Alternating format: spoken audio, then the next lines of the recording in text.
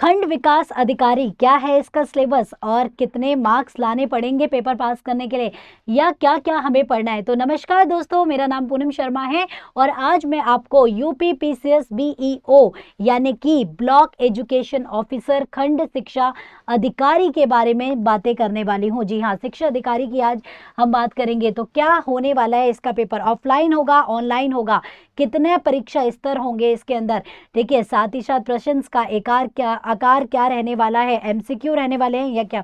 तो चलिए ये सारी चीज़ों की गुत्थियों को सॉल्व करते हैं और स्टार्ट करते हैं हमारा इस वीडियो। तो दोस्तों सबसे पहले मैं आपको बता दूं, जब मैं पहले बात करूंगी प्री के एग्ज़ाम की और मेंस के एग्ज़ाम की, ठीक है, जिसमें मैं एग्ज़ाम प्रोसेस की बात आप सभी से करूंगी कि बेसिकली इसका एग्ज़ाम प्रोसेस क्या है, ठीक है, तो किस प्रोसेस पे पेपर लिया जाता है। ठीक है, तो यहाँ पे आप देख रहे हैं जर्नल स्टडीज़ यानी कि सामान्य अध्ययन। सामान्य अध्ययन का जो पेपर है 120 क्वेश्चन इसमें पूछे जाएंगे, जिसमें टोटल टाइम एलोकेट किया गया है 2 घंटे का और टोटल मार्क्स 300 इसके अंदर रखे गए हैं। ठीक है, तो 300 मार्क्स का ये पेपर 120 क्वेश्चन होंगे और 2 घंटे का टोटल मतलब टोटल समय अवधि आपको 2 आवर्स की दी गई है। इसमें मार्किंग स्कीम भी है, यानी कि 0.33% की आपको नेगेटिव मार्किंग दी गई है। अगर आप कोई गलत आंसर करते हैं उसमें 0.33% मतलब जो मार्क्स हैं वो कट जाते हैं। ठीक है, तो चलिए दोस्तों सिलेबस की हम बात कर लेते हैं। तो इसका जो सिलेबस है प्री का सिलेबस, इसमें जर्नल साइंस आएगी। ठीक है, जर्नल साइंस आपको कंप्लीट पढ़नी पड़ेगी। Journal science, current affair national and international दोनों। ठीक है, तो current affair national and international affair दोनों इसके अंदर पूछे जाएंगे। तो इसके लिए आप एक काम कर सकते हैं, डेली करंट अफेयर जो होती है, यानी कि डेली करंट अफेयर्स को फॉलो कर सकते हैं। ठीक है, तो इसके लिए आप एक डेली करंट अफेयर कोई भी जो आपको पसंद आ रहा है उसे फॉलो कर लीजिए। हमारे रिजल्ट गुरु चैनल पे भी करंट अफेयर के प्रोग्राम चल रहे हैं, मैं खुद करंट अफेयर का प्रोग्राम लेती हूँ। तो दोस्तों डेली करंट अफेयर को आप ज्वाइन कर सकते हैं इसके लिए। ठीक है, तो डेली करंट अफेयर के लिए इसके साथ जुड़ जाएं। इंडियन हिस्ट्री पूरी आएगी, इसमें तीनों तरह की हिस्ट्री है। इसमें प्राचीन भारत भी आपको करना पड़ेगा, प्राचीन भारत, प्राचीन इतिहास, ठीक है, प्राचीन इतिहास, ठीक है, मध्य इतिहास यानी कि जो मतलब मिडेवल है, और साथ ही साथ ठीक है आधुनिक इतिहास यानी कि मॉडर्न। ठीक है, तो मॉडर्न हिस्ट्री भी आपको इसमें करनी पड़ेगी, आधुनिक। तो ये सारा आपको कंप्लीट करना पड़ेगा, तीनों पोर्शन। सो नो डाउट्स कि यहाँ पे मिडेबल और मतलब मॉडर्न ज़्यादा इंपॉर्टेंट होता है। तो अगर आप स्टार्ट कर रहे हैं और बहुत पेपर में अभी तो वैसे अच्छा खासा टाइम है, पर अगर आप चाहें कि जल्दी करना है तो आप मध्य मतलब इतिहास से स्टार्ट करें, मिडेबल से स्टार्ट करें। ठीक है, बाद में जब टाइम बचे तो इसे कर लीजिएगा, बाकी आप इन दोनों को अच्छे से कर लें। इसके बाद इंडियन स्टेट्स के बारे में पूछा जाएगा कि इंडियन स्टेट्स के रिलेटेड करंट अफेयर हो सकती है। इंडियन इकोनॉमी के बारे में यहाँ पे पेपर में पूछा जाता है, जिसके मोस्ट इंपोर्टेंट टॉपिक जो होते हैं जैसे कि जनगणना हो गई, है ना, जनगणना जैसा टॉपिक बड़ा ही अच्छा होता है, जैसे सेंसस कहते हैं। ठीक है, बेरोजगारी, रोजगारी, ठीक है, जनसंख्या परिवर्तन, तो ये सब इकोनॉमी में होते हैं। जनसंख्या परिवर्तन हो गया, बेरोजगारी, रोजगारी, ठीक है, इसके साथ साथ मुद्रास्फीति क्या है। ठीक है, तो ये सब क्वेश्चन आपसे पूछ सकता है। इसके साथ साथ द वेरी इंपॉर्टेंट थिंग है कि इसमें इंडेक्स बहुत ज़्यादा पूछे जाते हैं इस पेपर में, कि आपसे इंडेक्स के बारे में भी पूछ जाता है कि कौन सा इंडेक्स किस चीज़ के लिए यूज़ किया जाता है। कल्चर एंड आर्ट, ठीक है, तो आर्ट एंड कल्चर भी इसका एक टॉपिक है, जहाँ से आर्ट एंड कल्चर से भी सवाल पूछे जाएंगे। तो ये आर्ट एंड कल्चर भी इसके अंदर आता है। ठीक है, तो कला व संस्कृति, कला और संस्कृति, ठीक है, तो कला से इंडियन नेशनल मूवमेंट, ठीक है, भारत छोड़ो आंदोलन। ठीक है, बहुत बड़े बड़े आंदोलन हुए हैं, तो बहुत प्रकार के जगह जगह पे आंदोलन हुए, तो नेशनल आंदोलन काफ़ी इंपॉर्टेंट होते हैं। ऑल एग्जाम जहाँ भी आपसे मतलब सामान्य अध्ययन के बारे में पूछा जा रहा है, वहाँ पर नेशनल मूवमेंट जो होते हैं वो हमेशा इंपॉर्टेंट होते हैं। इंडियन एग्रीकल्चर की प्रेजेंट स्थिति, ठीक है, भारत में इंडियन एग्रीकल्चर किस तरीके से, ज़्यादातर इसमें इरिगेशन के फैक्टर्स आपसे पूछ सकता है, इससे रिलेटेड योजनाएं इसके अंदर आती हैं, इससे रिलेटेड, और प्लस इसकी वर्तमान की स्टडी, मतलब वर्तमान में इसकी क्या सिचुएशन है, ये सारी चीज़ें।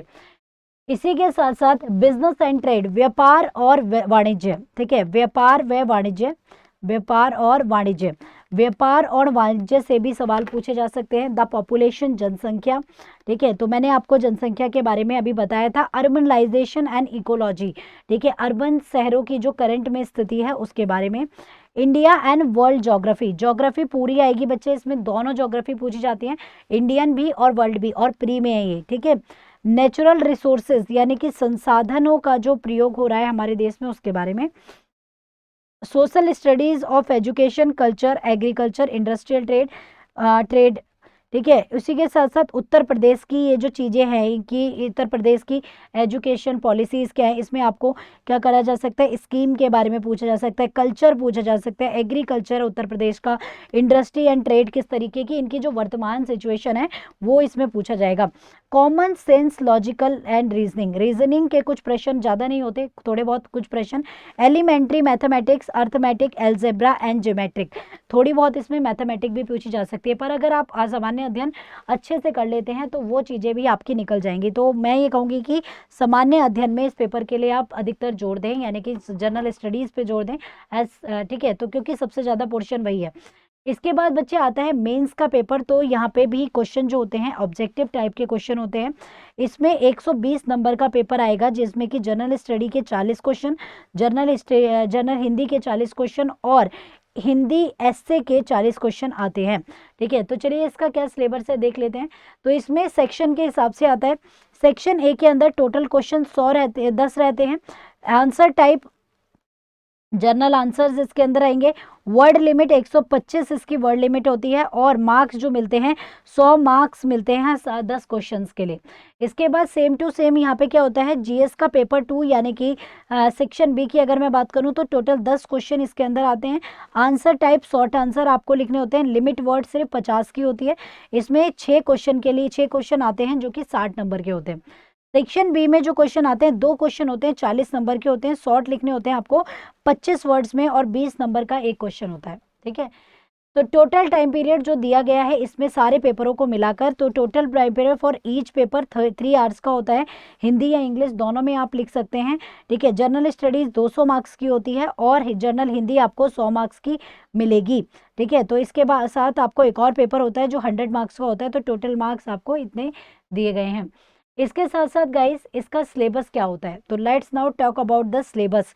तो देखिए इसका काफ़ी ब्रॉड सिलेबस है, करना पड़ेगा पर आपको, जैसे कि आपका इसमें मैं पहले बात कर रही हूँ जनरल स्टडी के पेपर के लिए क्या क्या पढ़ना है आपको हिस्ट्री ऑफ इंडिया, इसमें फिर से आपको तीनों हिस्ट्री के बारे में बात करनी है।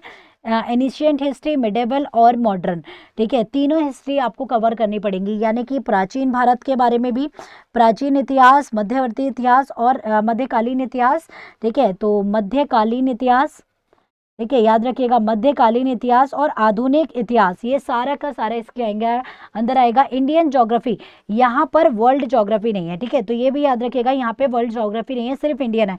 वर्ल्ड ज्योग्राफी कहाँ पे है, वर्ल्ड ज्योग्राफी प्री में दे रखी है। इंडियन नेशनल मूवमेंट हमेशा इंपॉर्टेंट होते हैं, हमेशा बताती हूँ।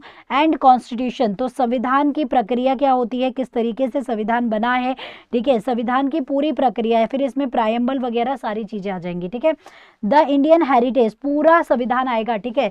प्रायम्बल हो गए, मौलिक अधिकार हो गए, मौलिक कर्तव्य हो गए, राज्य के नीति निर्देशक सिद्धांत, ठीक है, यूनियन, ये सारा आपको इसमें पढ़ना है। द एंड कॉन्स्टिट्यूशन बोल दिया ना, तो कॉन्स्टिट्यूशन में बेटा सभी हो जाता है, जैसे कि मौलिक अधिकार इसके अंदर आ जाते हैं, ठीक है, मौलिक अधिकार इसके अंदर आ जाएंगे, मौलिक कर्तव्य इसके अंदर आ जाएंगे, ठीक है। तो मौलिक अधिकार आ गए, मौलिक कर्तव्य आ गए, ठीक है। तो इसके साथ ये सारा का सारा आ जाएगा। इसके बाद आता है इंडियन हेरिटेज। इंडियन हेरिटेज जो भी हैं, जो बड़ी बड़ी जगह हैं, उन सभी के बारे में। इंडियन पॉलिटी, वही सारी चीज़ें इसके अंदर रिपीट। इंडियन एग्रीकल्चर की स्थिति मैंने जो अभी पीछे बताई थी वो सारी आपको करनी है। India and world current affair, यानी कि पूरा इंडिया और इंटरनेशनल दोनों करंट अफेयर के ऊपर आपको पूर्ण जोन दिया देना। इंडियन इकोनॉमी पूरी करनी है, ठीक है। इसके अंदर वही सब टॉपिक्स हैं, जैसे कि मुद्रास्फीति हो गया, ठीक है, मुद्रास्फीति हो गया, बेरोजगारी हो गया, जनसंख्या हो गया, ठीक है, जनगणना हो गया, ये सारे topic. International affairs and institutions, ठीक है, बड़े बड़े अफेयर्स, बड़े बड़े इंस्टीट्यूशन, उनके हेडक्वार्टर्स, ये सारी चीज़ें। साइंस एंड टेक्नोलॉजी, साइंस से रिलेटेड, जैसे कि अभी रिसेंटली अगर मैं देखूं तो कृत्रिम हृदय बनाया है, किसने बनाया, आईआईटी कानपुर ने बनाया है, ठीक है। तो साइंस एंड टेक्नोलॉजी, साथ ही साथ रेड साइबोर बनाए गए हैं, ठीक है। तो रेड साइबॉर्ग्स बनाए गए हैं, ये किसने बनाए हैं, तो रेड साइबॉर्ग डीआरडीओ ने बनाए हैं। तो इस तरीके से आपको साइंस एंड टेक्नोलॉजी के बारे में। Educational development in India, Bharat के अंदर शिक्षा की क्या स्थिति है, इसमें नई शिक्षा पॉलिसी वगैरह आपको पढ़नी पड़ेगी। Culture and agriculture, trade and tradition in the Uttar Pradesh, यानी कि उत्तर प्रदेश का कल्चर, वहाँ के डांसेस, वहाँ की कलाएं, ये सारी चीज़ें मैटर करेंगी। वहाँ का ट्रेड व्यापार किस चीज़ में होता है, गन्ने में ज़्यादा है, शुगर में ज़्यादा है, तो ये सारी चीज़ों के बारे में आपको संपूर्ण करना पड़ेगा। So well I hope guys ये कंप्लीट सिलेबस आपको समझ आ गया होगा। ये था कंप्लीट सिलेबस, ठीक है, जो कि block development, block education officer के लिए सिलेबस दे रखा है। तो उम्मीद करती हूँ दोस्तों यहाँ पर जनरल स्टडी का सिलेबस आपको समझ आ गया होगा। सो चलिए अब हम बात करते हैं मतलब यूपीपीसीएस के बीईओ के मेंस के जर्नल हिंदी और एसए के लिए।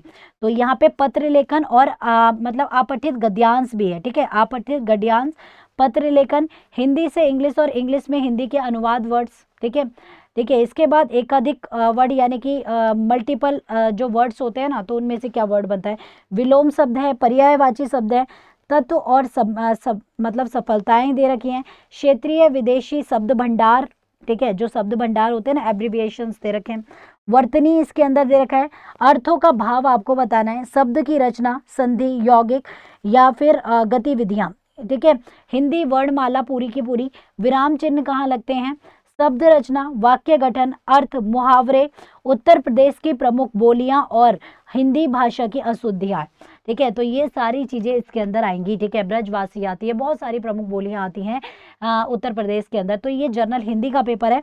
तो दोस्तों ये उम्मीद करती हूँ आपको समझ आ गया होगा। यूपीपीसीएस ब्लॉक एजुकेशन ऑफिसर का पेपर मतलब इसमें आपको ये सारी चीजें समझ आ गई होंगी, जनरल स्टडी भी और जर्नल हिंदी भी। और एग्जाम प्रोसेस की बात हम कर ही चुके हैं, तो इस वीडियो को अब यहीं पे ओवर करेंगे और आपके साथ मिलेंगे अगले वीडियो में। तब तक के लिए टेक केयर, अपना ध्यान रखिएगा, with lots of love and care. Thank you so much guys.